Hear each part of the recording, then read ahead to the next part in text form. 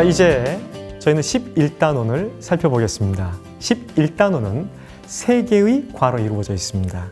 이 단원은 예수 그리스도와 하나님 백성의 관계, 연합이라는 주제를 가집니다. 이 단원에서 저희가 특별히 살펴보려는 본문들은요, 요한복음 3장, 요한복음 4장, 요한복음 15장입니다. 직접적으로 예수 그리스도와 하나님 백성의 관계는 15장에서 좀 두드러지게 나타나요. 그러나 3장과 4장 역시 하나님의 통치를 받는 백성들이 어떻게 중생하는지, 어떻게 예배하는지를 보여주면서 예수님과의 관계를 잘 드러내고 있습니다. 자, 그럼 한 과씩 살펴보겠습니다. 먼저 첫 번째 과는요, 영생을 얻는 길 예수 그리스도라는 제목을 가진 요한복음 3장 1절에서 16절까지입니다. 자, 이 본문을 이해하기 위해서는 이 당시의 유대인들의 강한 신념을 좀 알아야 해요. 자, 율법과 구원의 관계에 있어서 우리가 알고 있는 것처럼 유대인들은 구원을 얻기 위해서 또는 지키기 위해서 반드시 이 율법을 수행해야만 하는 상황이었습니다. 아마도 이러한 신념이 강한 정통 바리새인이자 산헤드린 공회원이었던 니고데모는 예수님의 말씀을 정확하게 이해할 수 없었어요, 사실은. 이제 본문 말씀을 좀 들어가 보면요, 바리새인이었던 이 니고데모는 밤에 예수님을 만나서 거듭나는 것에 대하여 대화를 나눕니다. 밤에 등장한다라는 것 조금 의미심장해요. 요한복음에서 밤이라는 것 있죠. 단순히 어두운 것만은 아니에요. 요한복음에 등장하는 밤은 부정적이에요. 아마도 이 밤이라는 것, 이 밤은 부정적인 것뿐만이 아니고 니고데모의 위치를 보여주기도 합니다. 자, 유대인의 선생이잖아요. 그래서 드러내놓고 예수님에게 올 수 없었던 니고데모의 위치를 보여준다는 것입니다. 자, 예수님은 이 밤에 나타난 니고데모에게 하나님 나라는 거듭나야만 볼 수 있다라고 강조해요. 거듭난다라는 말은 니고데모에게 아주 생소할 수 있어요. 지금 예수님은요, 영생, 하나님의 나라를 이야기하고 있는 것이거든요. 자, 니고데모는 중생을 모태로 다시 들어갔다가 다시 태어나는 것으로 오해하잖아요. 되게 우스꽝스럽지요. 네, 이 거듭난다라는 이 개념이 사실은 니고데모에게 희미합니다. 이 표현을 육체적이고 생물학적인 것으로만 이해하고 있는 것이에요. 네. 그러나 예수님은 물과 성령으로 거듭나야만 한다. 그래야만 하나님 나라에 들어갈 수 있다라고 이야기하고 있습니다. 자, 여기에서 오해하시면 안 돼요. 물이라는 것, 이것도 성령과 관련이 되어집니다. 정화한다, 깨끗이 한다라는 의미예요. 예수님은 이스라엘의 선생으로서 니고데모가 이 영적인 것들에 대하여서 잘 모르는 것, 이 부분에 대하여서 지적하시고 예수님 자신이 하나님에게서 내려온 인자임을 드러내고 자신을 통하여서만 영생을 얻을 수 있다는 것을 강조하고 있습니다. 여기서 저희는 충분히 살펴볼 수 있는 것이 하나님 나라 백성이 된다는 것, 이것은요, 오직 예수님을 믿음으로만 가능하다라는 것입니다.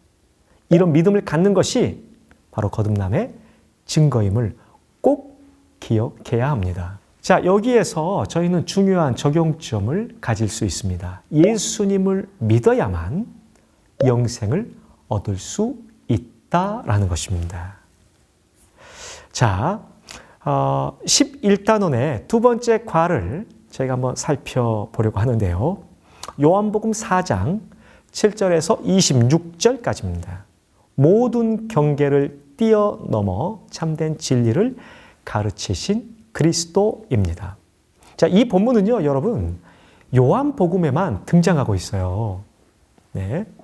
자, 말씀을 살펴보면 예수님은 그 당시 유대인들이 부정하게 생각하고 우회했던 사마리아 지역으로 들어가세요.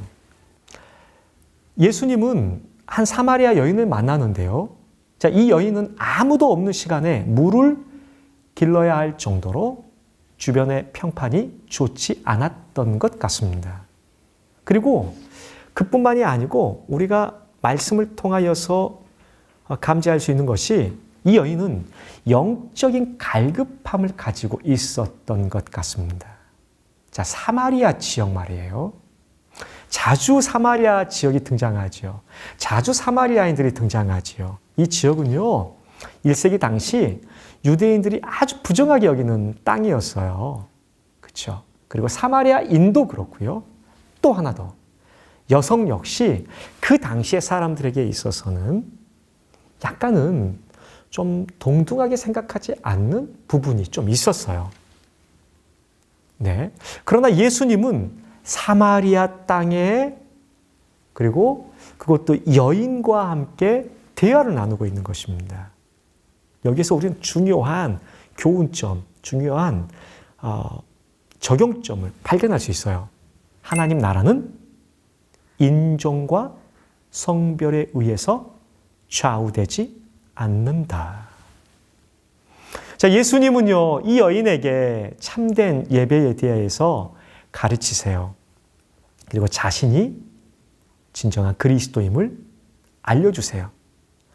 4장 24절의 말씀을 여러분 요한복음 맥락에서 살펴보면 영과 진리라는 표현이 있죠. 이것은 전부 다 성령을 가리켜요. 그래서 진정으로 성령에 의해서 성령을 따라서 예배하는 것, 이것을 지금 강조하고 있음을 우리는 꼭 기억해야 해요. 자, 이 사마리아 여인 말입니다. 이 여인이 예수님을 만나서 완전히 변화하게 됩니다. 자, 이 본문은요, 3장에 등장하는 니고데모와 너무나도 대조됩니다. 니고데모는 정통 유대인이고 바리새인이고 산헤드린 공회원이었습니다. 주위 사람들의 존경을 한 몸에 받는 사람이었어요. 근데 수가성 여인, 이 여인은 어떤가요? 사마리아인이었습니다. 남몰래 물을 길러야 할 정도로 주위 사람들의 손가락질을 받던 인물이었습니다. 자, 예수님은 인종이나 빈부나 귀천의 벽을 뛰어넘는 분이심을 꼭 기억해야 합니다. 그리고 영과 진리, 그리고 성령으로 예배해야 함을 꼭 기억해야 합니다. 그리고 우리의 진정한 구원자이신 예수님을 생각하고 성령의 도우심을 바라고 그 주님 앞에 나아가야 함을 꼭 기억해야 합니다. 자, 이제 11단원의 세 번째 과를 살펴보도록 하겠습니다. 요한복음 15장 1절에서 11절까지입니다. 자, 이 본문에서 우리는 참 포도나무이신 예수 그리스도를 보게 됩니다. 본문은요, 예수님의 고별 설교라고 할 수 있는 요한복음 13장 31절에서 16장 33절에 속한 본문이 되겠습니다. 여기에서 하나님의 아들이신 예수님의 가르침과 교훈을 강조하고 있거든요. 자, 특별히 요한복음 15장 1절에서 11절까지의 내용을 살펴보면요, 예수님은 자신이 참 포도나무임을 밝히고 있습니다. 그리고 하나님을 농부로 선언하시죠. 자, 우리는 포도나무의 가지이기 때문에 그분과 연합되어야만 생명을 얻을 수 있음을 보게 됩니다. 우리가 온전히 연합되어 있다면 영적인 열매를 맺을 수 있는 것이에요. 자, 그런 의미에서 예수님은 생명의 근원이 되어지시는 것입니다. 자, 우리는 끊임없이 그분과의 교통을 통하여서 풍성한 열매를 맺을 수 있다는 것을 우리는 알아야 돼요. 자, 요한복음 15장의 포도나무 말씀은 구약적 배경에서 이해되어야 합니다. 자, 구약에는요, 하나님을 농부로 이스라엘 백성들을 포도나무로 비유하는 표현들이 많이 등장해요. 자, 시편 80편, 이사야 5장, 에레미야 2장, 에스겔 15장, 호세아 10장이 그렇습니다. 포도나무로서 이스라엘 백성들은 하나님의 기대와는 달리 좋은 포도 열매를 맺지 못하는 상황이었어요.